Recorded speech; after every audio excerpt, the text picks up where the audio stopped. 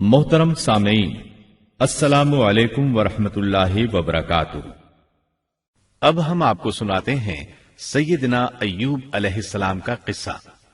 अय्यूब अलैहिस्सलाम अंबिया की जमात में से एक हस्ती हैं।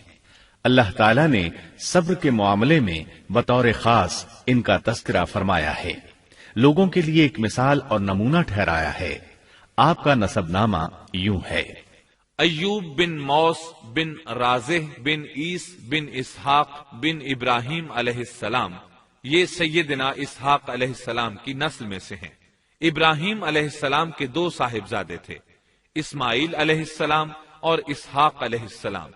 इनके बाद सब के सब अंबियाए किराम इसहाक अलैहिस्सलाम की नस्ल से थे, सिवाय नबी करीम सल्लल्लाहु अलैहि वसल्लम के। आप अकेले सैयदना इस्माइल अलैहिस्सलाम की नस्ल से हैं। इसहाक अलैहिस्सलाम के बेटे हैं याकूब अलैहिस्सलाम। इन्हीं याकूब अलैहिस्सलाम को इसराइल भी कहा जाता है। इसी निस्बत से बनी इसराइल का मतलब है याकूब अलैहिस्सलाम की आल औलाद। याकूब अलैहिस्सलाम के 12 बेटे थे। इनके बेटों को असबात भी कहते हैं। इनका तस्करा कुरान में भी आता है। अब सवाल ये है कि जिन असबात का तस्करा कुरान मजीद में अंबियाए किराम अलैहिमुस्सलाम के साथ किया गया है, क्या वो याकूब अलैहिस्सलाम के बेटे थे या उन बेटों की औलाद में से थे? अक्सर उलमाए किराम ने ये इशारा दिया है कि असबात लफ्ज से जिन अंबियाए किराम अलैहिमुस्सलाम की तरफ इशारा किया गया है वो याकूब अलैहिस्सलाम के बेटे नहीं हैं, इसलिए कि उन्होंने तो यूसुफ अलैहिस्सलाम के कत्ल की कोशिश की थी, अपने वालिद से झूठ बोला था, ऐसे और भी गलत काम किए थे, तो इन हरकत के करने वाले अंबिया नहीं हो सकते। जबकि असबात से मुराद वो अंबियाए किराम होंगे जो इन बेटों की नस्ल से आए होंगे। बनी इसराइल के 12 कबीले थे और कबीले को सिब्त भी कहते हैं, इसलिए इन्हें असबात भी कहा जाता है, यानी बनी इसराइल इन कबीलों में तकसीम हो गए। इसी तरह सैयदना अय्यूब अलैहिस्सलाम सैयदना इसहाक अलैहिस्सलाम की औलाद में से हुए। सूरह अनाम आयत 84 में अल्लाह फरमाते हैं, और उसकी औलाद में से दाऊद और सुलेमान और अय्यूब और यूसुफ और मूसा और हारून। तो ये सब के सब सैयदना इब्राहिम अलैहिस्सलाम की नस्ल से थे। अय्यूब अलैहिस्सलाम भी अल्लाह ताला के नबी और रसूल थे। सूरत उन-निसा आयत 163 में अल्लाह ताला फरमाते हैं, यकीनन हमने आपकी तरफ उसी तरह वही की है जैसा कि नूह और उनके बाद वाले नबियों की तरफ की, और हमने वही की इब्राहिम और इस्माइल और इसहाक और याकूब और उनकी औलादों पर, और ईसा और अय्यूब और यूनुस और हारून और सुलेमान की तरफ, और हमने दाऊद को जबूर अता फरमाई। अल्लाह ताला ने इन सब अंबियाए किराम अलैहिमुस्सलाम की तरफ वही फरमाई, और अय्यूब अलैहिस्सलाम भी इन रसूलों में से एक हैं। अल्लाह ताला ने आपको आपकी कौम सूरान की तरफ मबूस फरमाया। ये कौम मुल्क शाम में रिहाइश पजीर थी। आप बहुत ज्यादा मालदार थे। अल्लाह ताला ने आपको बहुत ज्यादा नेमतों से नवाजा था। आपके पास बेशुमार मवेशी थे, लातादाद नौकर चाकर थे। अल्लाह ने आपको बहुत सी ज़राई जमीन भी अता फरमाई थी। आप ताजिर भी थे। तिजारत का सिलसिला दूर दूर तक फैला हुआ था। अल्लाह ताला ने आपको कसीर औलाद भी अता फरमाई थी।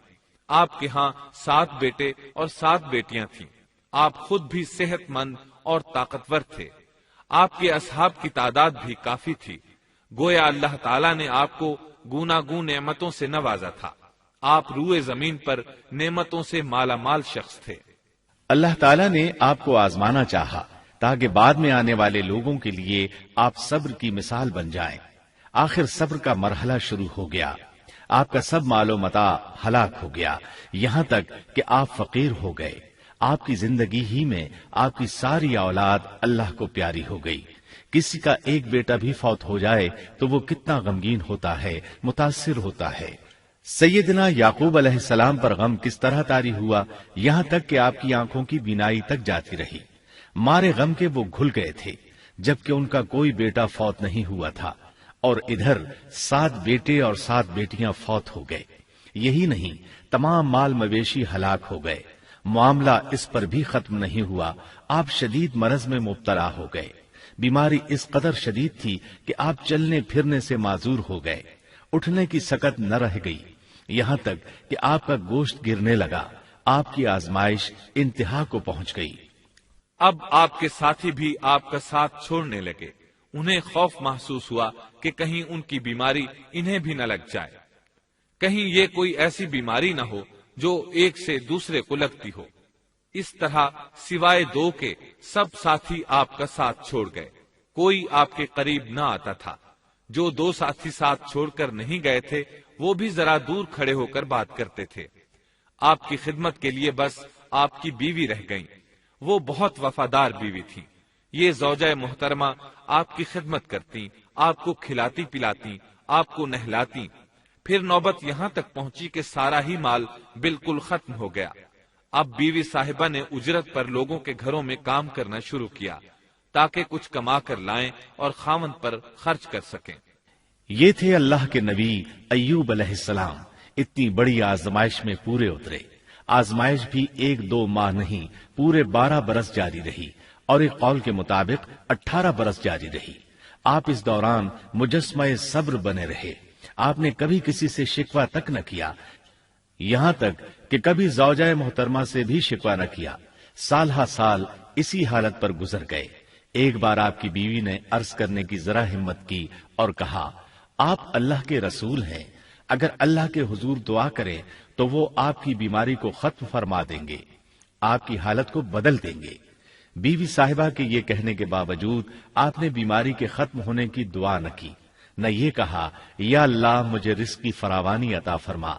बस रिजाए इलाही पर राजी रहे, तकदीर इलाही पर खुश रहे। आपने बीवी से फरमाया, जरा बताओ तो हम कितना अरसा खुशहाली और फरावानी में रहे हैं, कितना अरसा हम नाजो नेमत में रहे हैं। उन्होंने जवाब दिया, 80 साल। ये सुनकर आपने फरमाया, मुझे अल्लाह ताला से दुआ करते हया आती है। जितना अरसा खुशहाली में रहा उतना अरसा बीमारी और तंगदस्ती में नहीं गुजरा, इसलिए मैं अभी ये दुआ नहीं करूंगा कि वो मुझे शिफा अता कर दे या मेरी इस हालत को बदल दे, वाफिर रिज्क अता करे, जब तक मुझ पर 80 साल न गुजर जाएं। जिस तरह मैं 80 साल नाजो नेमत की बहारें देखता रहा, इसी तरह 80 साल तक मैं इसी हालत पर सब्र का दामन थामे रहूंगा, तंदुरुस्ती का सवाल नहीं करूंगा। आपके इस जवाब पर बीवी साहिबा मायूस हो गईं, इसलिए कि उन्हें तो बीमारी के खत्म होने की और अच्छे दिनों के दोबारा आने की उम्मीद थी। आपकी बात सुनकर वो बोली, तब ये आजमाइश की घड़ी कब खत्म होगी? चूंकि इस बात से अल्लाह ताला की नाशुक्री होती थी, इसलिए अय्यूब अलैहिस्सलाम नाराज हो गए। उन्होंने अल्लाह के नाम की कसम खाई कि अगर अल्लाह ताला ने मुझे शिफा अता फरमाई तो मैं उन्हें 100 कोड़े मारूंगा। दूसरी तरफ नौबत यहाँ तक पहुंची कि लोगों ने आपकी बीवी साहिबा को काम देने से इनकार करना शुरू कर दिया। उनका ख्याल था कहीं इनके शौहर की बीमारी उन्हें भी न लग जाए। वो समझते थे कि अय्यूब अलैहिस्सलाम की बीमारी छूत की है, लिहाजा ये बीमारी उनकी बीवी के वास्ते से उन्हें भी लग सकती है। जब मामला यहाँ तक पहुंच गया तब आपने एक छोटी सी बात कही। इसमें भी कोई वाज़ेह दुआ नहीं थी, जबकि इस वक्त से बढ़कर दुआ के लिए कौन सा वक्त हो सकता था। आपकी इस बात को अल्लाह ताला ने कुरान मजीद में बयान फरमाया है। सूरह अंबिया आयत 83 में है, और अय्यूब की उस हालत को याद करो जबकि उसने अपने परवरदिगार को पुकारा कि मुझे ये बीमारी लग गई है और तू रहम करने वालों से ज्यादा रहम करने वाला है। मुझे आजमाइश ने आ लिया है और तू अरहमुर राहिमीन है। मतलब ये कि आपने वाज़ेह अल्फाज में दुआ नहीं फरमाई। ये नहीं फरमाया इलाही मुझे तंदुरुस्ती अता फरमा, इलाही मुझे रिज़्क अता फरमा और मेरी हालत ऐसी ऐसी हो गई है, तू रहीम व करीम है, बल्कि यूं कहा व अंता अरहमुर राहिमीन। अर्ज किया, मेरी निस्बत मेरी हालत को तू ही बेहतर जानने वाला है। अल्लाह ताला ने दूसरी आयत में आपकी हालत को इस तरह बयान किया है।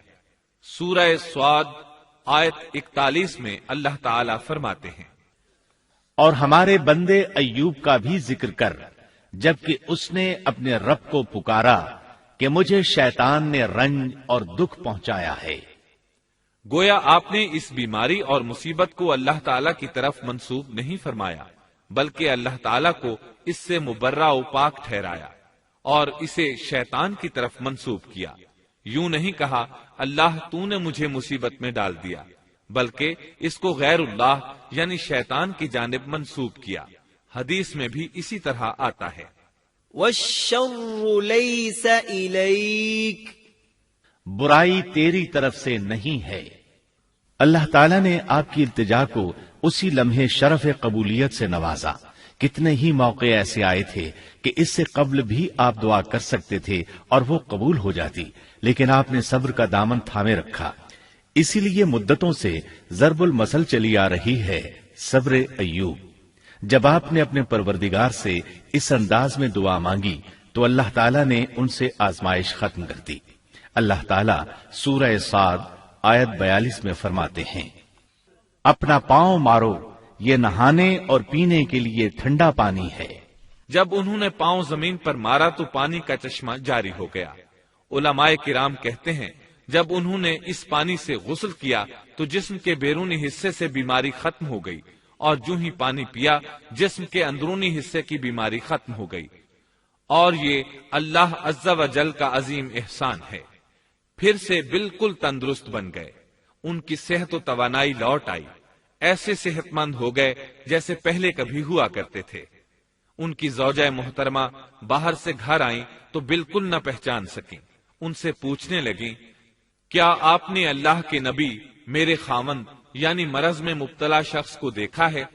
اللہ کی قسم، جب میرے خاوند صحت مند تھے تو بالکل آپ جیسے تھے، میں نے آپ سے بڑھ کر ان سے ملتا جلتا آدمی آج تک نہیں دیکھا۔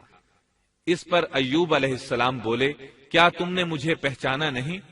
انہوں نے حیران ہو کر پوچھا، آپ کون ہیں؟ تب وہ بولے، میں ایوب ہوں۔ وہ بولی، سبحان اللہ، اس کا مطلب ہے بیماری ختم ہو گئی، اللہ تعالیٰ کا احسان ہو گیا۔ اس کے بعد اللہ تعالیٰ نے انہیں اہل و عیال کی نعمتیں بھی لوٹا دی، ان کے مویشی بھی انہیں واپس مل گئے۔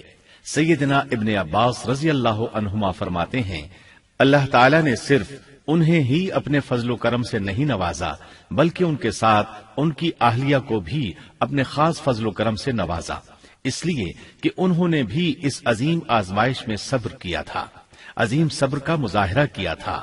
اللہ تعالیٰ نے ان کی جوانی کو بھی لوٹا دیا۔ ان سے سیدنا ایوب علیہ السلام کے ہاں 26 بیٹے بیٹیاں پیدا ہوئے۔ یہ روایت بھی ملتی ہے کہ 26 بیٹے ہی بیٹے تھے، بیٹیاں اس کے علاوہ تھیں۔ اللہ تعالیٰ سورہ انبیاء آیت 84 میں فرماتے ہیں، ہم نے اس کو اہل و عیال عطا فرمائے بلکہ ان کے ساتھ ویسے ہی اور اپنی خاص مہربانی سے، تاکہ سچے بندوں کے لیے سبب نصیحت ہو۔ مطلب یہ کہ ان کی جوانی واپس کر دی، مال و دولت لوٹا دیا، اور یہ چیزیں انہیں فوراً واپس کر دی تھیں۔ جسمانی صحت بھی واپس فرمائی اور دنیاوی دولت بھی واپس کر دی۔ امام بخاری، امام احمد اور دیگر محدثین نبی کریم صلی اللہ علیہ وسلم سے روایت بیان کرتے ہیں کہ نبی کریم صلی اللہ علیہ وسلم نے فرمایا، جب سیدنا ایوب علیہ السلام غسل فرما رہے تھے تو ان پر ٹڈیوں کی موسلا دھار بارش ہونے لگی۔ یہ ٹڈیاں کیا تھیں؟ وہ سونے کی ٹڈیاں تھیں۔ اللہ تعالیٰ ان کو غسل کے دوران ہی اتارنے لگے۔ ایوب علیہ السلام نے ان کو کپڑے میں جمع کرنا شروع کیا۔ اس پر اللہ تعالیٰ نے فرمایا، اے ایوب، کیا میں نے تجھے مالدار نہیں بنا دیا؟ اس نئے نازل ہونے والے مال سے بے پرواہ نہیں بنا دیا؟ ایوب علیہ السلام نے عرض کیا، جی ہاں میرے پروردگار، لیکن میں آپ کی رحمت اور برکت سے تو بے پرواہ نہیں ہو سکتا۔ ہاں اے رب، لیکن میں تیری برکت سے دور کیسے رہ سکتا ہوں؟ ان کا مال و دولت سب واپس مل گیا، اہل و عیال بھی مل گئے، صحت بھی پلٹ آئی۔ یہ سب اللہ کے خاص فضل و کرم سے تھا اور اس عظیم صبر کے صلے میں تھا جو انہوں نے کیا تھا۔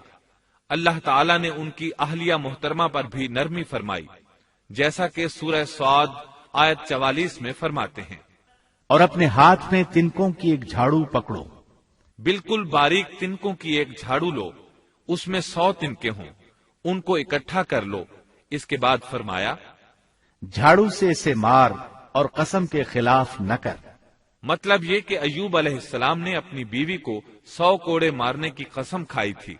اللہ نے یہ تدبیر سمجھائی کہ 100 تنکوں کا جھاڑو لے کر ایک بار انہیں مارو اور قسم پوری کرو، قسم کی خلاف ورزی نہ کرو۔